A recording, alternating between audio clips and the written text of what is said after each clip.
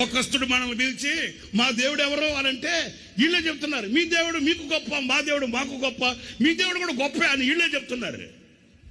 లోకానికి ఒకే దేవుడు, సృష్టికి ఒకే దేవుడు, ప్రపంచానికి ఒకే దేవుడు, సజీవుడైన దేవుడు తప్ప వేరొక దేవుడు లోకానికి ఇవ్వబడలేదు.